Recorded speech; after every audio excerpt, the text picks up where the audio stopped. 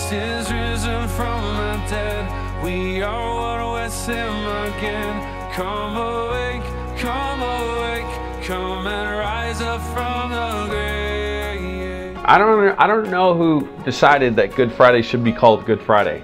I mean, I get it, but it's, you know, it definitely wasn't a kid. Like a 10-year-old would not have called Good Friday Good Friday, because it'd be like, you know, what happened? Well, Jesus died today. And someone would be like, oh, that's a really good thing. You know, I mean, at the time, there was nothing good about it. I mean, you had Jesus and his followers, his 12 disciples, and some of these, you know, women who followed them, and they were just sort of this really tight-knit, wonderful community. And they come in to Jerusalem after 3 years of, you know, seeing just miracle after miracle after miracle happening.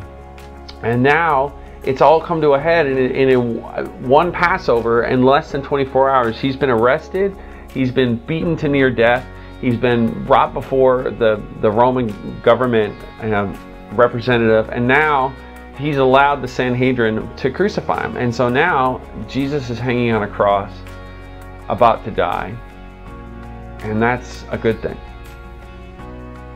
And the answer 2,000 years later is, yeah, it's a really good thing.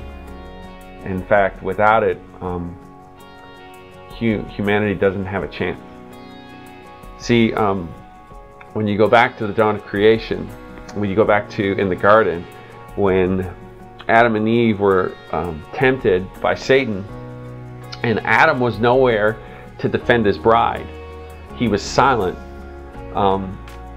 Eve was lured into temptation, and because of that, she brought Adam into it. Adam didn't fulfill his role as protector. And in that moment, God looks at Satan and he says, I will put enmity between you and her offspring. And what he's basically saying, and he says, you will strike at her heel, but she'll crush your head. God is saying, listen, I am coming down there, and I'm sending someone who is going to rectify the situation once and for all. And in the garden was when God prophesied all the way thousands of years later to when Jesus Christ is going to die on the cross. So it is a very good day. It's the fulfillment of a long-awaited prophecy. And because of that day, because of him dying for our sins, and because God was pleased to crush him for us, we now have life. And I think that the reason, in some ways, it's providence that we now call that day a good day, because I think there's a lot of times in our life when we're suffering and we're going through extreme hardships, and we're like, where is God in this? Where is God in world hunger? Where is God in poverty? Where is God in unemployment? Where is God in abuse? Where is God in addiction? We feel alienated. What we don't realize is that God took all of those moments because of sin that started all the way in the garden, and he carried all of those on the cross, and he crucified them all with him. Not just sin, but all the effects of sin. Heard someone say to a speaker once, they said, where was God when my best friend was raped?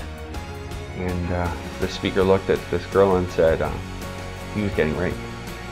Jesus Christ carried the sin and suffering of humanity and nailed it to the cross, not so that we'd be immune from it, and not so that we wouldn't experience it, but that when we went through those moments, because of the fact that sin is still corrupting the world, we would have a way through, and we'd have hope to carry us through. And the hope is that Christ is on the cross. So today, in the middle of our darkest times, we look to Christ, and when we say to God, where were you? We remember that he is on the cross.